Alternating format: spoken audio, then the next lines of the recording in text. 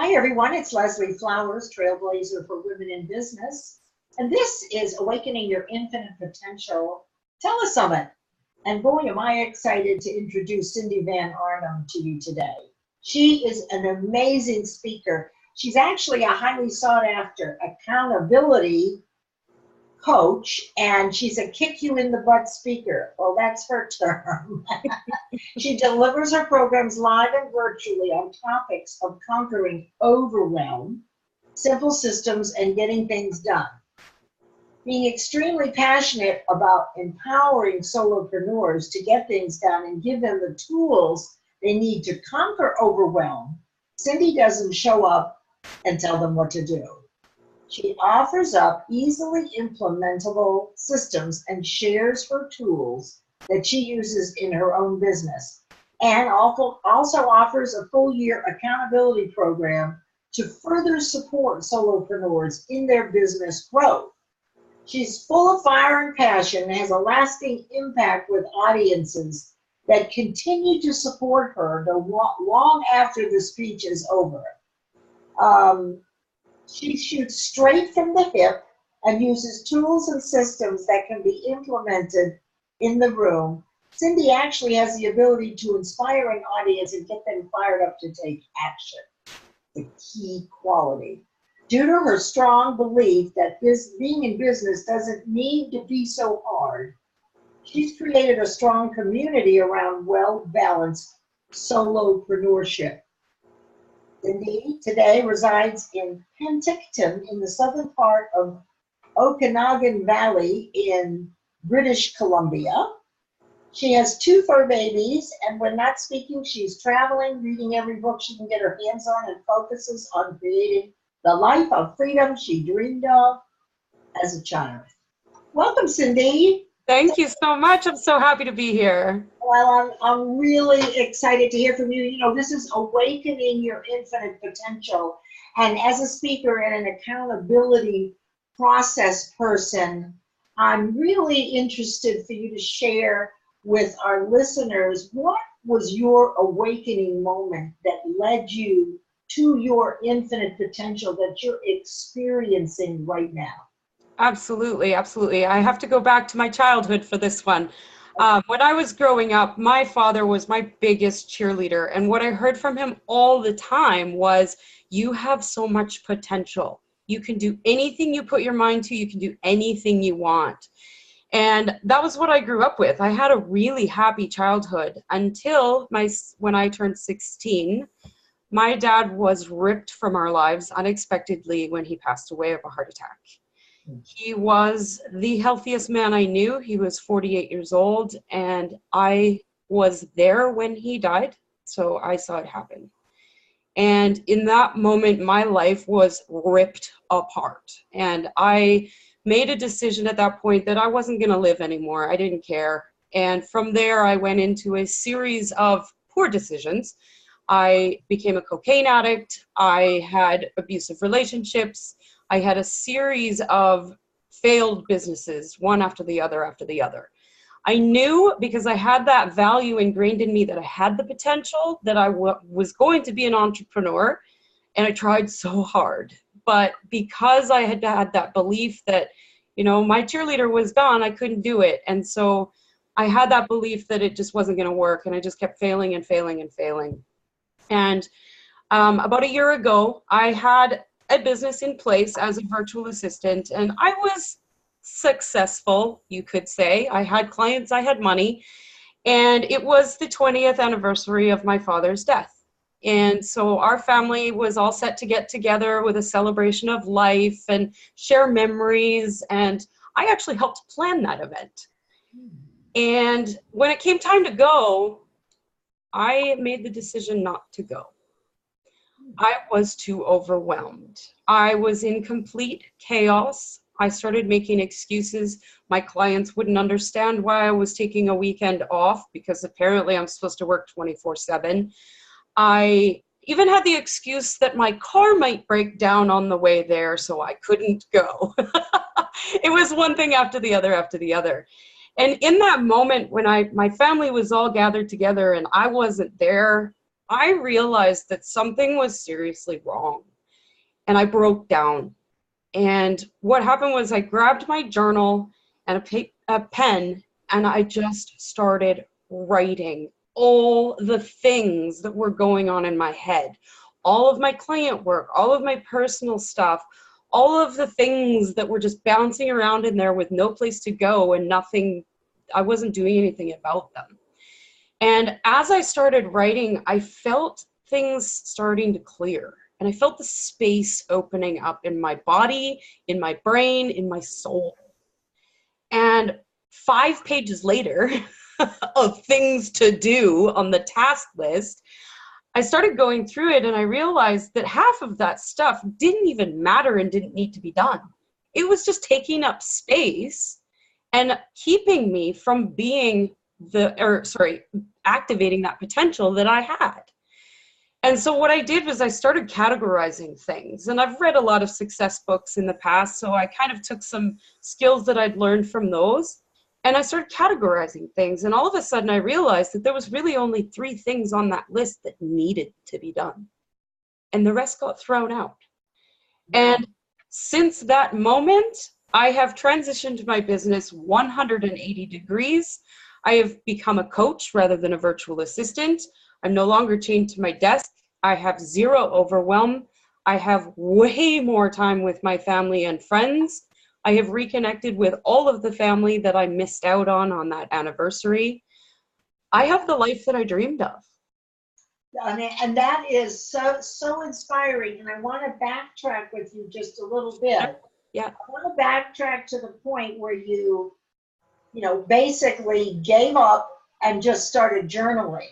So 2 things. The first thing is what did it feel like when you say the space started opening up, your physical, your internal space? That, and then what was the very next thing you did toward your business or your family? What was the first step or 2 that you took? So take us back to, what is that like when you're journaling? And I do know what you're talking about because I journal too. So for those who don't journal, this may give you some insight or something to be looking for, some sort of awakening as you do journal. So can you describe to us what that feeling was like? Yeah, and I mean, when I sat down, I was in tears. I was just like snot bubbles. It was ugly cry. It wasn't pretty. And when I sat down, I just felt so heavy and so broken. There was nothing left in my soul. And I knew I had to do something about it. So when I just started writing, and it was almost like I had no control over my pen. It was almost like I was being guided by somebody or something else to just write all the things. And I wouldn't even really say it was journaling. It was more of a literal brain dump of everything that was going on in my head. And all of a sudden things just felt lighter. And yeah, like it was almost like I was floating and the tears stopped.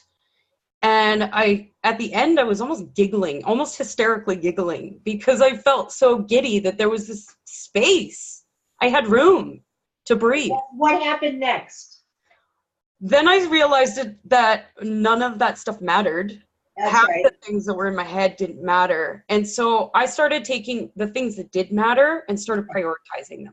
So you did that, and then you shifted from being a VA to a coach. Why? Yeah. Why? Because was it in the process that you experienced that had you realize that? Why a coach? Why not continue with a VA? What was it about what you could do for people? Because that was inspired in that moment. Yeah, absolutely. Because being a virtual assistant was not my ultimate potential. I'm good at being a virtual assistant. I'm good at the technology, but that's not where I shine. I shine when I can support people in getting stuff done and holding them accountable so that when someone sets an intention, they actually get to that intention. And that's where I shine, and supporting people and helping people. And when I was a virtual assistant, I was all about the money. That's all I cared about, was making money and an hourly rate and doing the work, and that's how I got paid. And now I would rather support someone and help them, and the money flows to me that way, just because that's just the way the universe works. I don't focus on the money now. I focus on helping people. I love that. And so when people download your handout, what are they going to be doing with that handout? Is that going to help them break through whatever it is or become awakened to their own infinite potential as a first and second step? You betcha. And it is a very simple first and second step. So it's just a 3-page document. The first page describes what I call a creativity cleanse. And it's just a simple ritual that you go through and you walk away from your screens. Don't type this out. There's something about actually handwriting that's that cognitive to physical thing that you do. So you literally dump all the things in your brain on a piece of paper. And that's the first process. And it's a bit of a ritual to set up. And I walk you through step by step on how to do that. Very simple steps. And then the second piece is actually prioritizing all those things. So there's 4 quadrants that I've based off of Stephen Covey's 7 Habits of Highly Effective People, but his are kind of dull and boring, so I made them more fun, because that's who I am, more fun. And you literally just prioritize those tasks in those different quadrants. So there is the magic maker quadrant, where you should be spending 80% of your time. There is the sanity saver quadrant, which should be systematized, outsourced, or automated. There is the 911 quadrant, which once you do this tactic over and over and over again and make it a habit, that 911 quadrant becomes non-existent. And then there's the stop doing it quadrant, and that's, just don't do it at all. Like, scroll through Facebook thinking you're working, or, a whole day of Netflix binging. Well, okay, but looking back at Covey's quadrants, I mean, we do need to remain balanced, and I do believe a few binge watching series is healthy for the soul. Absolutely, and I'm a huge advocate for a Netflix binge, but there's a time and a place for it. And if you schedule it in, then it becomes part of your personal time rather than taking over your marketing or your family time or whatever's important to you. Well, that makes sense, because you're all about accountability and the process of reducing overwhelm. So that makes perfect sense. So tell us, who is it that you love to help the most, Cindy? I'm all about my spiritual woo-woo coaches, my life coaches, my authors, my speakers. Definitely. I tend to work most with women, but I love men too, so they're definitely welcome. I love that. I love that. So what if there was one thing that you would share with our listeners about, you were in a pretty deep and dark place. Losing a parent at a young age has to be hard. I don't know what it's like, right? I can't imagine what it's like. But if there's one thing that you could tell the listeners that may have experienced something as devastating as this, to manage through, what would that advice be? Ask for help. You can't do it by yourself. I tried to do it alone for a long time because that's just who I am. I'm Miss Independent, and it didn't work. Ask for help. Reach out for support, whatever that might look like for you, whether it be a coach or traditional therapy, whatever it might be, just get some help. Yeah. I got it. That is awesome. Well, tell us how we can reach you. Now, we're going to get your handout, so everyone's going to download your handout so that we can begin, right, your process, which I love. Yeah. And then if we wanted to reach out to you right now, what would be the best way? You can find me on Facebook. My Facebook page is just facebook.com/Cindy Van Arnam. And I know my name can be a little difficult to spell, so maybe we can put that somewhere. Well, it'll be on your page. Okay, perfect. Yeah. In big letters. Perfect. So yeah, Facebook is the easiest place to find me, or my website, cindyvanarnam.com. Oh, that's fantastic. Yeah. Well, Cindy, you have given us a great bunch of advice here. What I especially love is the fact that you were able to describe that feeling of moving from heavy to light. Mm. I don't know about you and the listeners, but I certainly can understand and empathize with that feeling. And going from, really in a serious spiral all the way to giddiness. That's really what it was. I wanted to go like frolic in the meadow afterwards. And what a difference it is, that awakening, Mm. right? It's such a different mindset. And this is what we want people to understand, is that you have your own unique things to do. Absolutely. And Cindy's process is one way to jumpstart you toward that process, right, Cindy? Absolutely. Absolutely. It makes space for what you really want. Exactly. Any last words for our listeners? And my only advice is to just use the process and make it a habit. I do one of these creativity cleanses every week. I make it part of my ritual on Sundays to just do it. And then it helps me plan out my week, and it prioritizes what needs to happen that week. And it keeps overwhelm from existing in my life completely. So am I hearing that you're doing this each week, Yes. and that there are different things that come out each week? Like, so you're not going to have the same noise or nonsense in your head one week to the next. It's going to be different new stuff.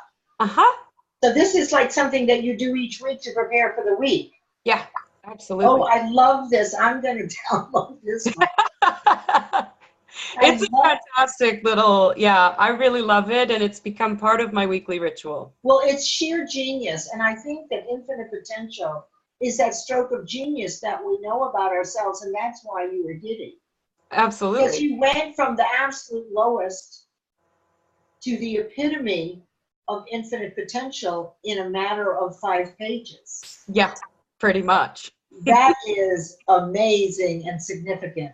Yes. Well, Cindy, thank you so much for being on the Telesummit and sharing the awakening of your infinite potential and your service to help others reach theirs. Thanks so much for being here. Thank you for having me. Much appreciated. Thanks, everyone. See you over at the next speaker venue. Bye.